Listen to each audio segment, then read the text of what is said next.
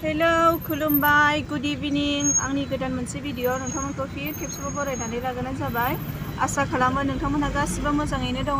ओमफ्राय आंबो दासान्दि एसे मोजाङैनो दं आरो। ओमफ्राय दा हस्पिटालनि खामानिया जोब्बायानो होनजाबाय आरो गाबोन लास्ट दंबावो। बेनिफ्राय जोङो आसाम थांफिनसिगोन। ओमफ्राय दिनै आङो नोंथांमोननि सिगाङाव मोनसे गोदान ब्लग्स लानानै फैबाय आरोखि ना। मोनसे जायगायाव थांनो नागिरदों जों बेरायनो। थ' नोंथांमोनहाबो आंनि भिडिअनि गेजेरजों थांफाबाय थादो। जोङो अबे जायगायाव थांनो नागिरदों बेखौ नोंथांमोनहा आंजों थांफाबाय थाबासो नुगोन। ओमफ्राय माबायदि मोनदों आरो नोंथांमोनहा माबायदि भिडिअ नायनो आंनिफ्राय माबायदि भिडिअ नायनो लुबैदों नोंथांमोनहा कमेन्टआव खोन्थाहरबानो जाबाय। माने दासान्दि भिउसआनो फैयाखै आरो। थ' जेबो नङा, नोंथांमोननि थाखाय आङो एसेबां मानि मोजां ब्लग्स लानानै फैनो हायाखै। थ' इन्टारेस्ट जायाखै जागोन ना, ओंखायनो दासान्दि भिउसआ फैयाखै। जेबो नङा आरोखि। जाय बिथांमोनहा मा होनोमोनलाय मोजां नङाबाबो आंखौ सापर्ट होगासिनो बा आंनि भिडिअखौ नायगासिनो, बे बिथांमोनखौ आंनि गोसो गोरबोनिफ्राय रोजा रोजा साबायखर बावहरो। ओमफ्राय दिनैहाय मानि बे आदा ओमफ्राय बाजै आरोखि आंजों लोगोआव दङ। दा बिसोरजों आङो बेरायनो थांफानो नागिरदों। ओमफ्राय नोंथांमोननो माखासे जायगाखौ देखायनो आङो सेस्था खालामगोन आरोखि, जेसेबां हायो एसेबां। थ' नोंथांमोनहा आंनि ब्लगनि गेजेरजों नायफालांबाय थादो। थ' भिडिअखौ आं स्टार्ट खालामसै। जों दा मा होनो आदा रास्तायाव दंखायोखा आरोखि। आङो रुमनिफ्राय ओंखारनायाव भिडिअ लायासै आरोखि ना। ओमफ्राय दा देखायलांबाय थानोसै आङो नोंथांमोननो। आं लामाखिनियाव देखायला, हजों जायगायाव मोनहैनानै नोंथांमोननो देखायगोन। जे जायगायाव थांनो नागिरदों बे जायगायाव थांनानै आङो देखायहैसिगोन आरोखि। थ' नोंथांमोनहा भिडिअखौ जोबजासिम नायनो दाबाव।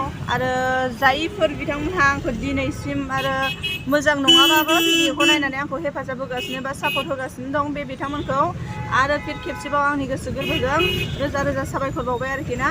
ओमफ्राय नोंथांमोनहा कमेन्टआव खोन्थाहर आं माबायदि भिडिअ लाबोनांगौ। ओमफ्राय नोंथांमोनहा आंनिफ्राय माबायदि भिडिअ नायनो लुबैयो बेफोरखौ खोन्थाहर। नोंथांमोन खोन्थायाबाथ' आं मिथिनाय नङाना जे नोंथांमोनहा माबायदि जेनेबा भिडिअ लाबोजानो लुबैदों बेफोरबायदि आरोखि ना। थ' आङो सेस्था खालामगोन आरो नोंथांमोननि बुंहरनाय बायदि भिडिअ लाबोनो। थ' बिदिबा भिडिअखौ नायलांबाय थादो। फाइनालि जोङो नै जे जायगायाव फैनो नागिरदोंमोन बेयाव मोनफैबाय आरोखि। ओमफ्राय नोंथांमोनहा मालाबा सोरबाफोर फैखांबाय नामा नायदो जायगाया।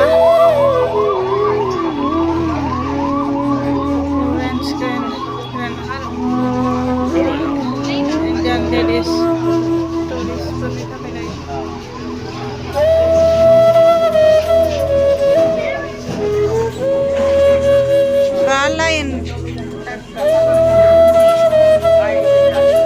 लाइनाव थानांगौ दे।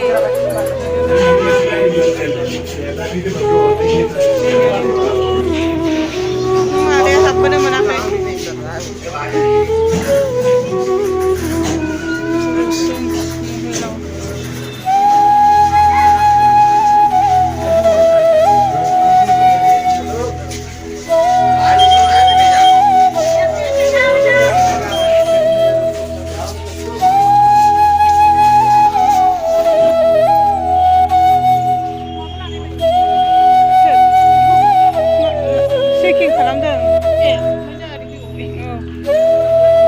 चेकिं खालामदोंमोन। आंखौ खालामासै, बिसोर खालामदों। जोंनाव जेबो गैया। जोङो 2011आव फैदोंमोन। ओमफ्राय नै 2011निफ्राय दिनै फैफिनबाय आरोखि ना, सेकेन्ड टाइम। थ' सोलायजोब्बाय आरो सिगांनि बायदि नंला। qutubminar ओरैनो जास्ट खामानि फ्रि जानायखाय फैबाय आरो दसे खाथियाव ओंखारनायलाय बारा गोजान नङा, 15 माबाल'। फै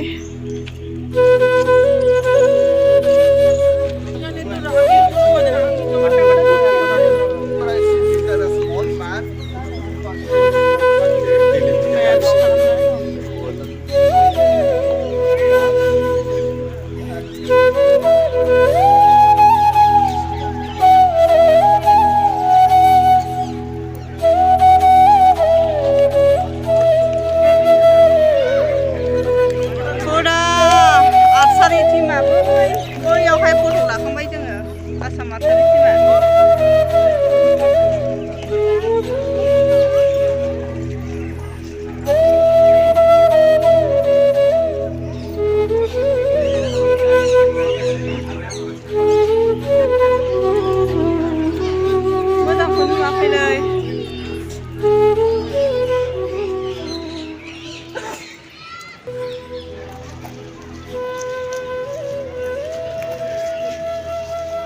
लाइटआ दरसा उल्था जादों ना बारा मोजां नुवाखै ओंखायनो बाजै दहायो मोजां नुदों आंनि फट' खेबनायखौ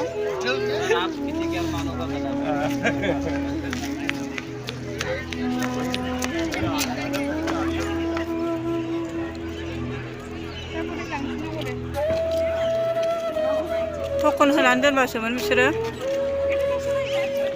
बाप्पारे सेल्फि स्टेन्डबो सोनो मोनलायलाया मोनथियामोन जोंहाथ' सेल्फि स्टेन्डखौ लाना फैनानै ओंखारलांफिननांबाय सासेया जोंना बिदाया जोंना बाजै गावदां नै फट' खेबजागासिनोथार दे खेबजा आदा खेबगासिनो नोंखौ फट' भिडिअसो जादों आंनिया नोंथांमोनहा माबायदि नुदों दिनैनि भिडिअखौ अननानै कमेन्टआव खोन्थाहर ओमफ्राय नोंथांमोननि कमेन्टस मोनैया बिराद गोबाव जाथारबाय आङो नोंथांमोननि थाखायनो दिनै बेयाव फैदों आरोखि ना बेरायनो आंहाथ' सिगाङाव फैखांबायमोन 2011आव ओमफ्राय थावबो दिनै नोंथांमोननि थाखाय फैबावबाय आरोखि आङो ब्लग्स माबा लानानै नोंथांमोननो देखायनो होननानै स' नोंथांमोनहा कमेन्ट हरनो दाबाव आरोखि ना माबायदि मोनदों जायगाफोरखौ नायनानै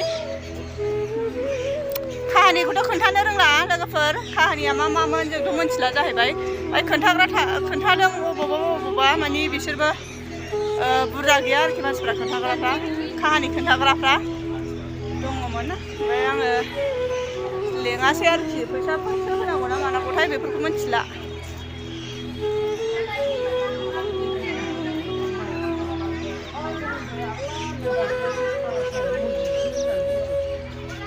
बेनिखायनोथ' दाना बेखौ बन्द' खालामबायना सिगाङावहाय हाबनो होयोमोन ना आवगाय मानसि थैबाय थानाय जायोना नै बै बरिया नुना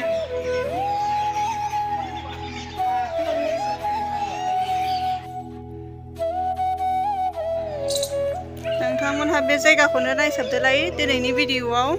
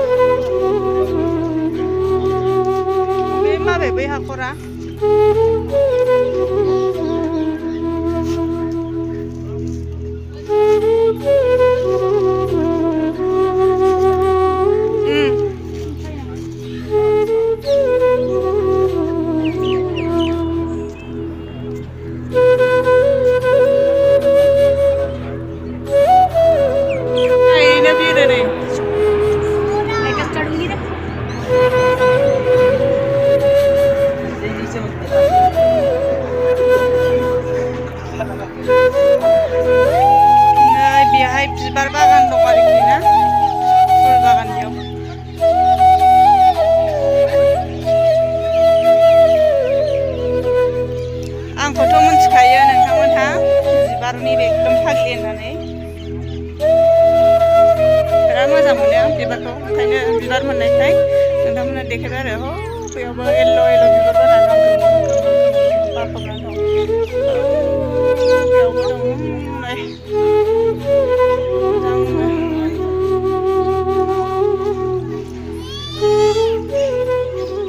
बेलाय मा जालायखोसै मोनोबा लोगोसे कमेन्ट खालाम आरो शेयार खालाम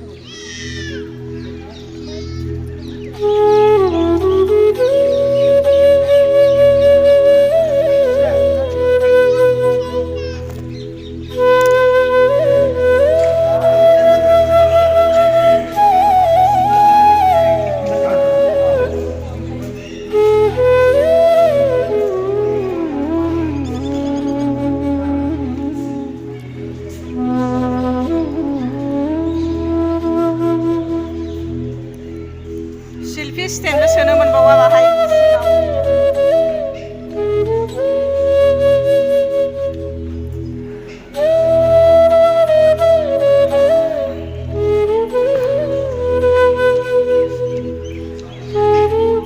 माबायदि नुदों नोंथांमोनहा खोन्थाहरबानो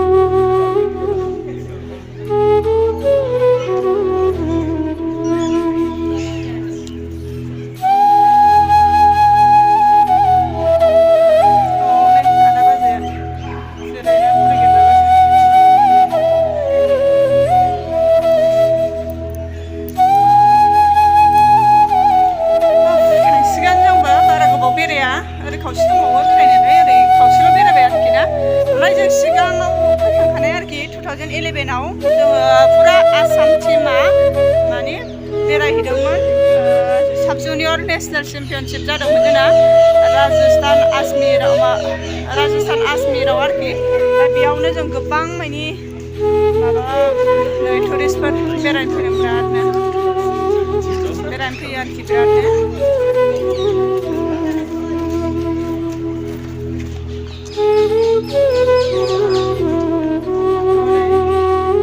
साइज नुदों बैखौ मोजां नुदोंना बे खावसेथिं थांथ'ला नामा जोङो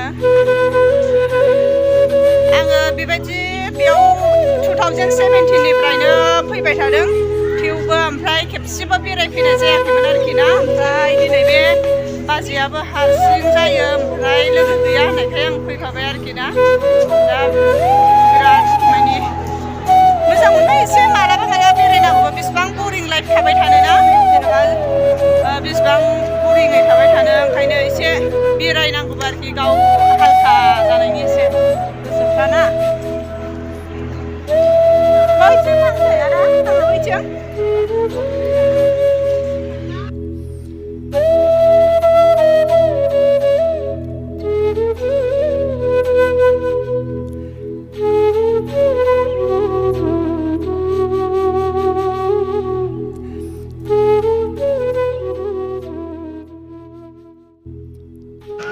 भिडिअआ बिराद गोलाव जाबाय ओंखायनो बेखिनियाव आङो एसे स्पिड होनानै होबाय आरोखि ना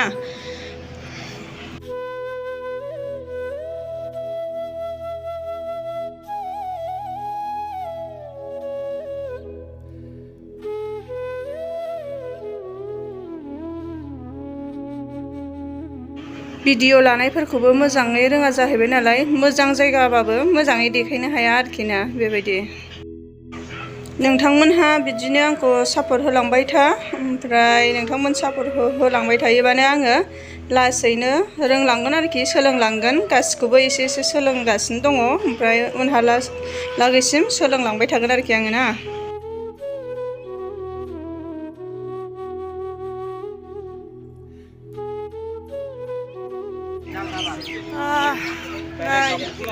मोनासिगोन आरो ओमफ्राय मोनसे माबायाव थांनानै बैयाव मोनसे जायगायावल' थांनानै ओंखारलांसिगोन आरोखि जोङो नोंथांमोनहा कमेन्टआव खोन्थाहरनो दाबाव माबायदि मोनदों जा हायो नोंथांमोननो देखायनोनो आङो दिनै बे ब्लग्सखौ लाबोदों ओमफ्राय बेरायफैदोंबो आरोखि ना आंहा नङाबा बेबायदि बेरायफैफेराखैमोन आरोखि आङो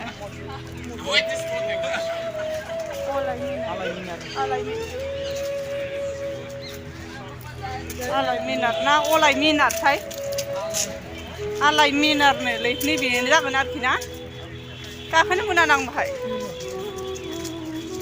आरो गेट बन्दसो बैयाव फट' लाजागौमोन ना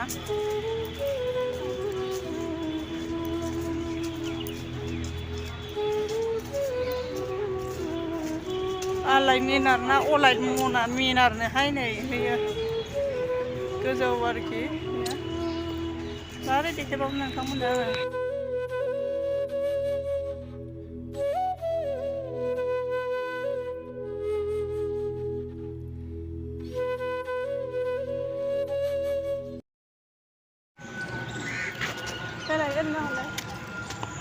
हेलौ नै जोङो बेरायखांबाय बे आदा बे बाजै ओमफ्राय आदाया बेयावनो थाखायो दिल्ली बालाहे बैया ओमफ्राय दा बाजैया क'क्राझारनिफ्राय फैदोंमोन आरोखि बेरायनो फैदों आरोखि ओमफ्राय बाजैनाबो चेनेल दङ दे मा चेनेल नोंना दासो गोदान आरोखि लाजिदों आं नेक्स्ट टाइमाव आं खोन्थागोन आरो ओमफ्राय दा बियो जेबो भिडिअ आपल'ड खालामथ'वाखै आरोखि ओमफ्राय मा होनोमोनलाय दा जोङो थांसिगोन आरो थ' नोंथांमोनहा माबायदि मोनदों दिनैनि ब्लग्सखौ अन्नानै कमेन्टआव खोन्थाहरनो दाबाव आरो माबायदि ब्लग्स लाबोनांगौ अन्नानै खोन्थाहर ओमफ्राय माबाफोर गोरोन्थि जादों नामा बेफोरखौबो खोन्थाहर आरो जेनेबा गाव गावनि गोरोन्थिखौ नुवा नालाय गाव गाव नुवा नालाय बेलेगासो नुयो थ' नोंथांमोनहा खोन्थाहरनो दाबाव गोरोन्थि जादोंब्ला ओमफ्राय बिदिनो आंखौ जेब्लायबो सापर्ट होबाय था आरो नोंथांमोननि सापर्ट होनायावसो आङो दा माने ब्लग्सखौ लाबोगासिनो दङ जुदि नोंथांमोनहाबो सापर्ट होनायखौ बन्द' खालामबा आङो ब्लग्स लाबोनाया गैला जागोन आरोखि ना थ' थेंक इउ आंखौ जेब्लायबो सापर्ट होनायनि थाखाय ओमफ्राय नै जों थांसिगोन आरोखि जेब्लायबो सापर्ट होनायनि थाखाय आरो आङो भिडिअखौ बारा गोलाव खालामनो सानला थ' बेयावनो दोनथ'नोसै थेंक इउ बाय बाय लाभ इउ अल